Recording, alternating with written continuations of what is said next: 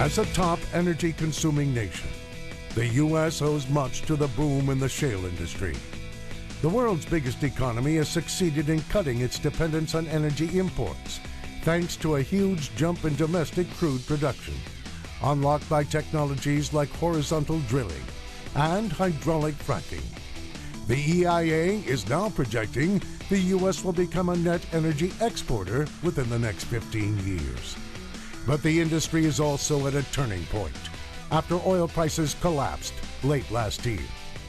An in-depth discussion on what's ahead for the industry, coming up in this episode of Power Play, the future of energy. So we are here now to have a great conversation, really dig into the U.S. shale gas and oil revolution, find out what it means for the oil markets and what it might mean for U.S. energy independence. We've got a great lineup here for you. We're joined by Jim Burkhardt. He is Chief Researcher of the Global Oil Markets for IHS Sierra. Thank you very much. We've got Carlos Pascual, former ambassador to Ukraine and Mexico and special envoy to the State Department, and Rick Muncrief, who's the CEO of WPX Energy, one of the big mid-majors out there in the oil and gas industry. Guys, thank you very much. Let's have a conversation. This is really a rare opportunity to go in depth on certainly a topic that requires some depth, both literally and figuratively. Rick, I'm going to start with you. I mean, this is your world. We've obviously seen a 50% price collapse in oil from this conference last year till now. Tell us what is going on, and more importantly, where you see it going in the months and years ahead. Sure, Brian. Thank you very much for having me here today. Number one, we've had just a fundamental supply and demand imbalance that's been created. On a relative scale, you're talking 1 to 1.5% of an imbalance when you start thinking about a 90+ million barrel a day total demand for crude oil. And we've got about a million and a half barrel a day imbalance. That's going to work itself off. There's already been actions taken by producers. We're an example of that, where we scale back our activities fairly dramatically in response. And so you're going to start seeing some firming up, I think, of prices, in the second half of this year as refinery runs have already increased. And I think one thing about lower prices, you start seeing demand pick up. And, I'll push back a little bit, Rick, only because, and I hear you, and there is a supply-demand imbalance, you're absolutely right. However, why did it come about so suddenly? A year ago, right, we had about the same production. Actually, we had less production 1 year ago than we do today. Demand hasn't fallen off a cliff. Why suddenly this reaction to what seemed apparent also a year ago?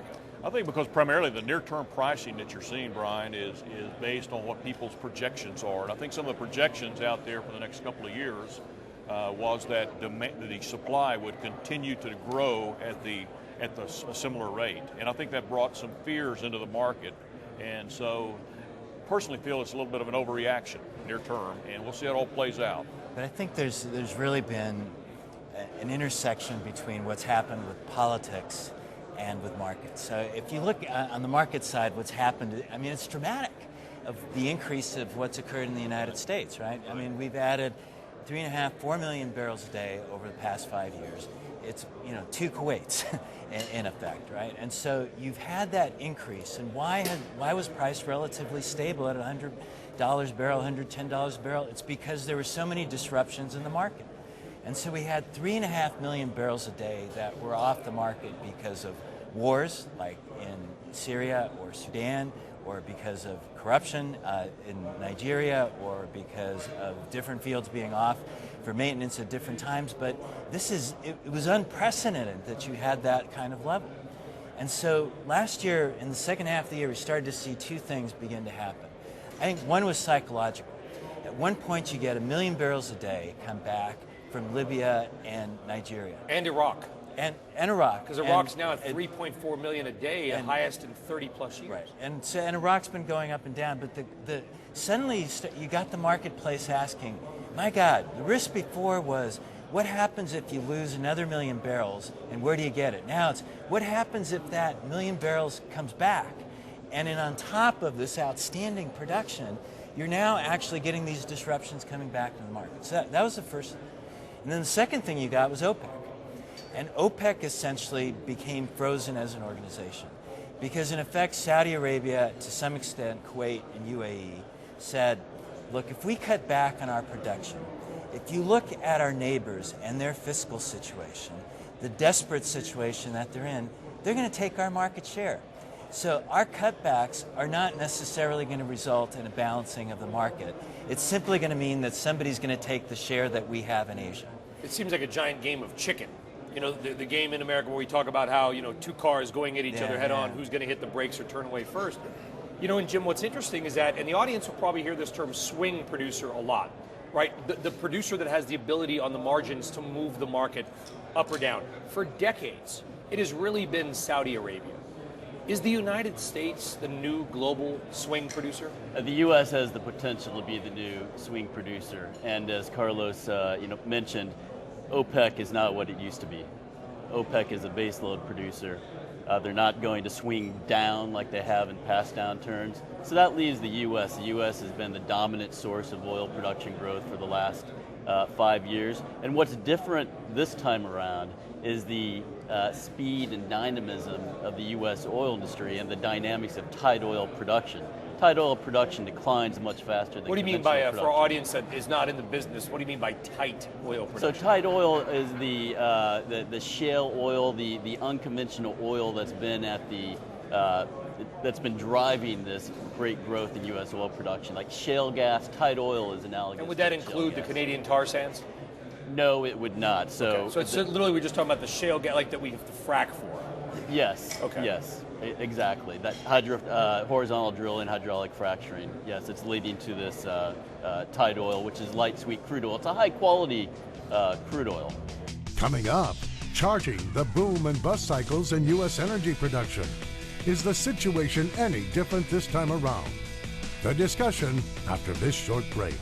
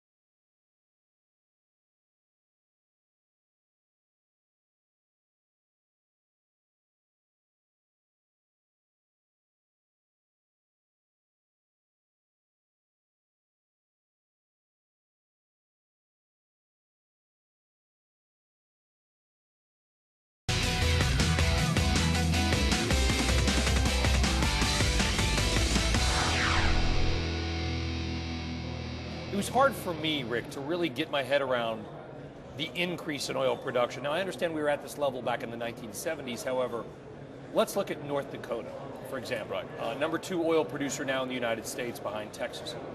North Dakota, in the year 2000, produced about 1,500 barrels a day. 1,500. It is now 1.1 million barrels a day. Even as an oil CEO, are you surprised by the dramatic increase in production and supply? Well, I mean, that's a massive jump. It is, Brian. It's staggering, the growth in the Bakken, for example. Am I surprised? I'm really not surprised. I've not been surprised that we would be at 1.2 million barrels a day in the Bakken from what I felt would be the case in 2009, 2010.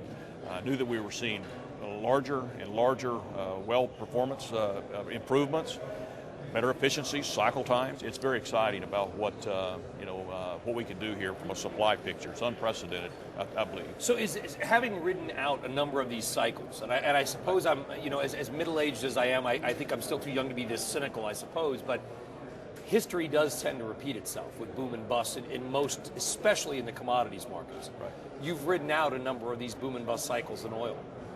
Is this another one of them, or is this, and I hate to use the phrase, but is this time really different?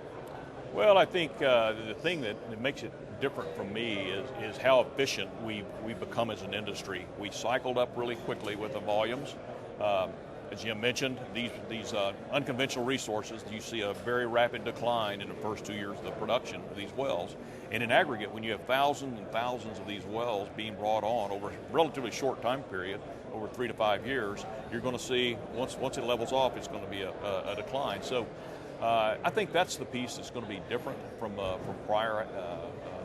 prior pullbacks, prior revisions. And so the other thing that I'd say is different is that we have a refining issue here in the U.S. Not enough. We don't have enough refineries, and so when's the last time a new refinery was built in America? I think it was 30. I believe it was 1981. Yeah, 30-some right. years ago, Yeah. exactly. And so the incentive was not there. The regulatory framework has been so challenging that it was a lot easier to build refineries in the Asia Pacific, other places of the world, and so that's what's happened. And so what you have now is plus or minus 18, 19 million barrels a day of refining capacity. But they've been set up over the last several years to handle the heavy and sometimes sour crudes that come from international sources. And we only have about 6 million barrels a day of refining capacity here for the light, sweet crudes that we're now producing in the U.S. And so I know that we talked about additional volumes being brought on around the world, but I will say that it's interesting but because of two things, the lack of that refining capacity and the inability to export crude oil from the U.S. to partners or other areas, there is a potential where you could have an outbreak or a supply disruption internationally at the same time we're shutting production in here because we can't refine it and we can't export it. You know, and Carlos, I mean, listen, you're a heavy hitter in Washington, and we travel around the U.S. and the globe. And people are always coming up to me if we talk about oil and energy saying, I don't understand the United States. You guys have all this oil, you've got all this gas, but you can't build a refinery. You've seen what happened with Keystone. You can't get a pipeline built. Nobody wants to transport anything by rail. We hate coal, but you need energy. Why is it so difficult to establish new infrastructure for the energy business in the United States? I think one of the issues that consistently becomes a challenge is understanding how those questions of investment in energy infrastructure and changes in energy policy and your example of the challenges of exporting crude oil become so entwined in domestic politics, whether they become issues of not in my backyard, that communities don't want it, or there's a perception that it could hurt domestic consumers and therefore there's an avergence to it. And sometimes the issues aren't very clearly laid out. And the crude oil export issue is probably the clearest one. Because here's a situation where domestic producers are being forced to take a discount because our refineries are geared up for heavy crudes in the South. We can't process enough of the light sweet crude. As a result of that, we've got a $7 to $10 differential right now between U.S. oil prices and global prices. So our producers are taking a hit on that. And then the irony is that the prices for gasoline are based on the benchmark of the international price. So we actually end up paying a higher price for gasoline because if we were allowed to actually export that crude oil, we would be contributing to a global supply and actually pushing down the pressure to lower the price of gasoline. But yet the irony is that even with an export ban lifting, which who knows, we are still importing a few million barrels of oil a day. We have this ability to be completely independent, but yet we are not. But it makes sense because if you think about what our whole trade system is based upon, is that you produce to your competitive advantage. And so if what makes sense for the United States is to import heavy crudes for the southern refineries and take the light sweet crude and export it, get the maximum value of the products that you have, be able to get your refined products in at the lowest price that you can, those are the kinds of things that actually generate economic growth. So you're saying it's actually somewhat a measure of U.S. geography, that we should always import some oil, even if we could be completely independent, simply because it might be the infrastructure is built, it's easier to bring it in, say, to New Jersey and put it there in the storage tanks that already exist? It's a question of the geography and the type of infrastructure that you have. And if you have an infrastructure that is based largely on heavy crude oils, then what makes sense is import the heavy crude oils that get the best run and production out of that heavy crude. And yet at the same time, if you can create an incentive by exporting and getting a higher value for your light sweet crude oil, then we did a study on this. I'm also at IHS now. And in the study that we did, we showed that under a base case scenario, we would increase U.S. GDP by $86 billion a year. You would increase 400,000 jobs a year. You would have an impact of reducing the price of gasoline between 8 and 12 cents a gallon. Right? That's smart economics, because what you're doing is you're actually boosting your own production, you're improving the supply chain, and you're getting the best value of the infrastructure that you have for refining. The fundamental problem here is there's a mismatch between U.S. refining capacity and the type of oil that's been fueling this growth in the U.S. So U.S. refineries have spent tens of billions of dollars to configure themselves to process heavy sour crude oil from Mexico, from Venezuela, the oil sands Saudi Arabia, in Canada, Saudi Arabia, and the type of oil that's been fueling this growth in the U.S. is a light sweet crude oil. So not all crude oils are the same. Not all refining capacity is the same. Even when the U.S. was still a net exporter decades ago, there are still some imports as well. Yeah, and again, so for our audience that's not in the oil business, it sounds like you're talking about the difference between, say, a Guinness beer and an ale, right? So how hard is it to convert the capacity, the refineries, to switch from light sweet to, can you do, I have no idea how easy or difficult that might be. So one way to change our ability to process the U.S. type of oil.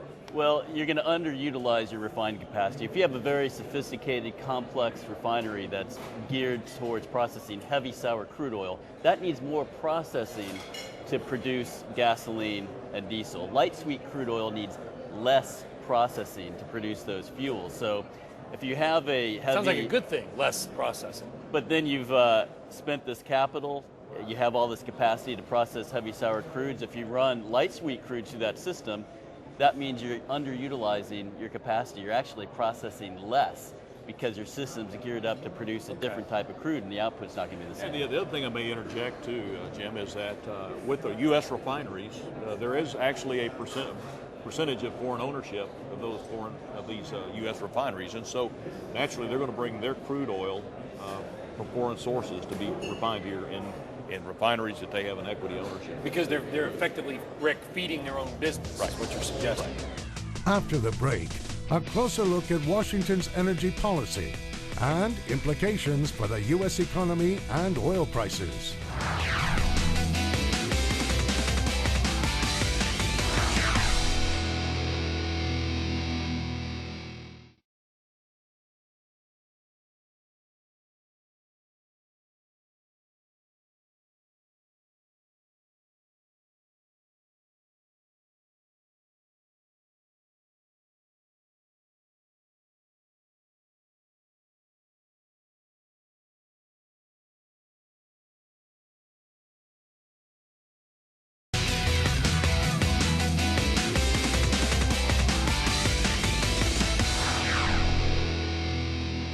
So, we've gotten kind of wonky in terms of the capacities and the types of oil. Bottom line, do you believe that the U.S. will ever achieve, I don't want to say energy independence, let's call it oil independence, or will we always still have to import a couple million barrels a day simply because of the vagaries of geography and other things that we just talked about? I think we'll always have some import. You're going to have the ownership. You're going to always have companies or countries that have ownership in U.S. refineries, and they're going to make sure that their products are refined here because this is a great market. But I do think that we can get very close to energy independence, but it's not just on crude oil, it's natural gas, and it's all sorts of energy. Yeah, we'll get to gas in a moment, but do you believe, we've talked to Boone Pickens about this on the show a number of times. He believes the U.S. lacks any coherent energy policy. Is that true? Well, I think we've made some strides. However, if you spend much time in Washington, D.C., there's a lot of misinformation out there. And I know that when we've been up there, the senators, representatives, very, very, very glad to hear from us, and they appreciate the education that goes on. But we somewhat are gridlocked, and it's hard. What's the biggest sticking point? Well, I think... You've got a lot of environmental opponents to fracking, and to be fair, they've talked about that potential earthquakes in Oklahoma, groundwater contamination. Some say it's a fact, some say it's a myth. We don't know. Is that the primary hurdle, the environmental concerns? Well, I think that's one of several. I think that we do have a lot of misinformation out there. People have a tendency not to want to listen to the facts. They'd like to read the inflammatory headline. But as far as an energy policy, Brian, we really have quite a bit of work to do here. And we think, though, that the first thing that you could do to show support for the domestic energy industry is lifting this export ban. You think it will happen, Carlos? I think it'll Will happen. we get an export ban lifted? I think it'll eventually happen because the public policy around it is so right. It's good for consumers, it lowers gasoline prices, it strengthens economic growth, it creates jobs. And if the study that we did looked at, for every job you create in the oil industry, it creates 3 in the supply chain and it creates 6 in the economy. That's smart politics to in fact take that and build on it and to be able to actually lift the ban. I think one of the challenges has been that these issues in the energy sector are such a complex mix of issues that involve technology, commercial viability, domestic politics, international markets, and international politics, that to get a consensus around them and to get to all of your constituencies to understand, it's really hard. You know, and it's so interesting about gas, Jim, is you go to Asia, it's amazing what they're paying for natural gas versus, you know, we're below, let's call it $3. We're a couple cents below that as of this filming. They're 3 to 4 times that in most parts of Asia. Why? What is controlling the price in Asia?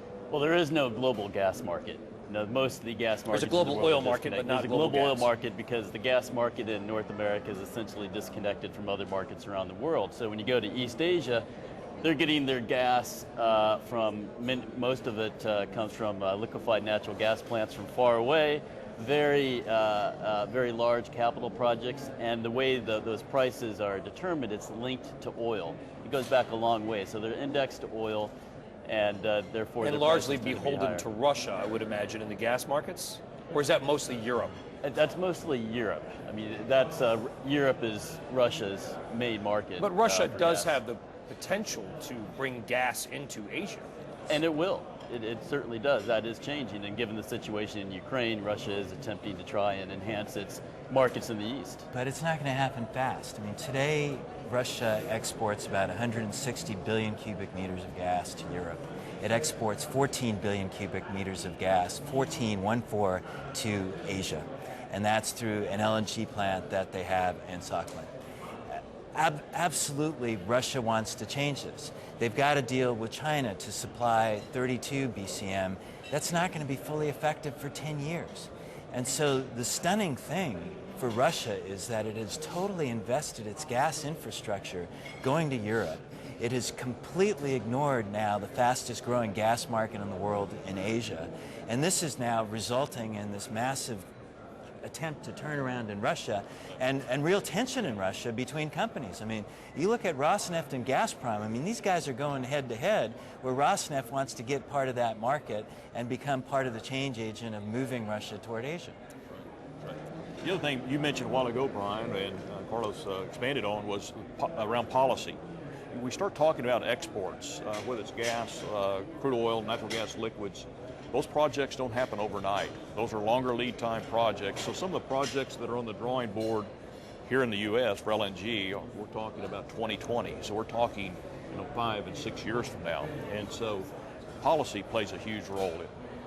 Would the world be ready for U.S. oil exports? I mean, if we begun exporting crude or gas in greater volumes, we are changing the game. We're changing a big part of the global power structure, are we not? I mean, money is power, oil is money. Absolutely, the world would be ready for U.S. oil exports. If you look at our discussions with Europe in the context of the Transatlantic Trade and Investment Partnership Treaty that's being negotiated, one of the things the Europeans have consistently been saying is, what is it that we can do in a treaty context to eliminate the limitations on U.S. oil and gas exports? Obviously, there are going to be countries that will look at this from a perspective of what kind of competition is it going to create. But there's a whole part of the world that has moved to a perspective that the best way for them to have their energy security is in a competitive global environment, because then you have choice, right? And if you look at the changes that are already occurring in Europe in gas, one of the things that's happened is a huge investment in LNG capacity. And so Europe is now getting gas sources, not just from Russia, but from a whole range of different suppliers through LNG. And even if they buy significant supply from Russia, they're not beholden to one.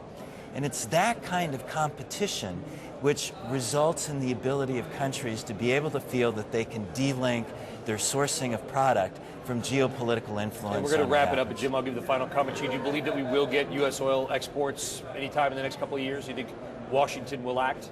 There's a strong security case, economic case, so there's going to be perhaps growing pressure in the oil market for that to happen. So it does, if the U.S. does want to enhance its energy security, by the way, U.S. oil has already changed the world.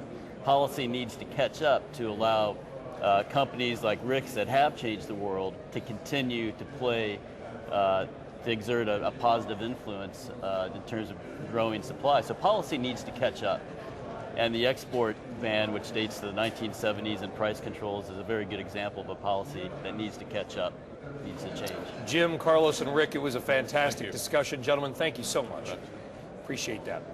From the IHS Zero Week Energy Conference in Houston, Texas, I am Brian Sullivan for CNBC US. Hope you've enjoyed this broad and wide-ranging discussion about oil, gas, and geopolitics. We'll speak with you soon. Thanks for tuning in.